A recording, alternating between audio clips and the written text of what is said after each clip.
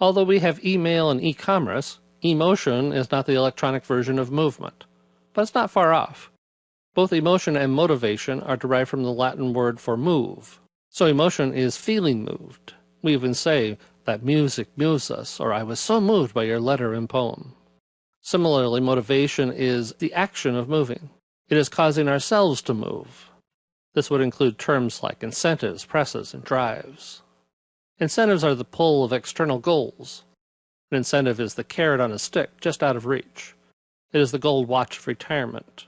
It is the promise of reward. Think of it as an anticipated reward. It is promised in the future.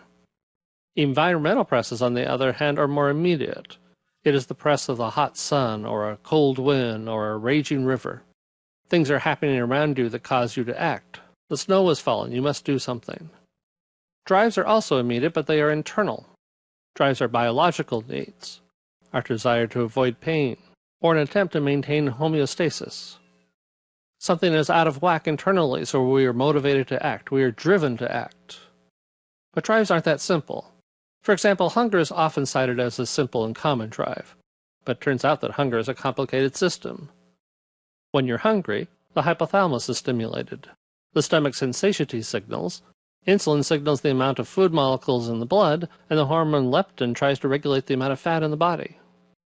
So when you say people aren't motivated to lose weight, that they lack the drive to change, that's too simple of an explanation. Weight, too much or too little, is not simply an act of will. There are no personality trait differences between obese and non-obese people. Fat people have just as much willpower, anxiety, and other factors as thin people. It's not just motivation.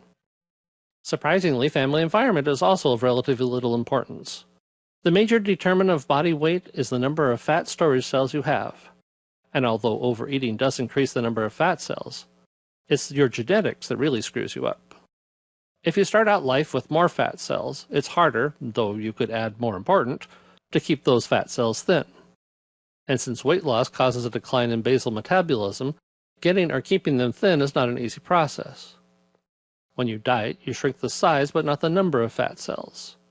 And the process of shrinking them in size can stimulate a danger signal to your system that you're starving. As you can see, the body has many complex systems. Simple explanations of emotion and motivation provide quick and easy rules, but they don't allude to the complexity underlying the processes. We are complex creatures, and both emotion and motivation are complex processes. Don't settle for simple, inexact theories of these states. Sometimes simple isn't better.